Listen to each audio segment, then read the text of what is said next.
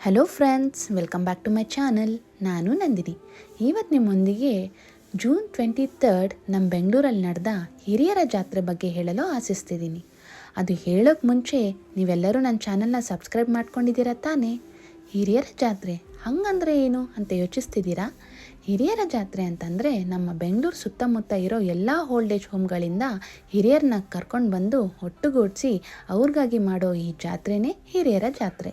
ಇದರಲ್ಲೇನಿದೆ ಅಂತ ಸ್ಪೆಷಲ್ ಅಂತ ಅಂದ್ಕೊಳ್ತಿದ್ದೀರಾ? 365 ಡೇಸ್ ನಾವು ಅವ್ರಿಗೆ ಸಂತೋಷ ಕೊಡೋಕ್ಕಾಗದೇ ಇದ್ದರೂ ಆ 365 ಡೇಸ್ ನೆನ್ಪಿಟ್ಕೊಳ್ಳೋ ಥರ ಕೊಡೋ ಸಂತೋಷನೇ ಈ ಹಿರಿಯರ ಜಾತ್ರೆ. ಇದಕ್ಕಾಗಿ ನಮ್ಮ ಬೆಂಗಳೂರಲ್ಲಿ ಎಷ್ಟೊಂದು ಜನ ಸೆಲ್ಫ್ ನಾಮಿನೇಟ್ ಮಾಡಿಕೊಂಡು ವಾಲಂಟಿಯರ್ಸಾಗಿ ಬಂದು ಹತ್ತತ್ರ 700 ಜನ ಈ ಹಿರಿಯರ ಜಾತ್ರೆನ ಸಕ್ಸಸ್ಫುಲ್ಲಾಗಿ ಮುಗಿಸ್ಕೊಟ್ಟಿದ್ದಾರೆ. ಇದೇ ರೀತಿ ಪ್ರತಿ ವರ್ಷ ಹಿರಿಯರ ಜಾತ್ರೆ ನಡೀತಾ ಇರುತ್ತೆ.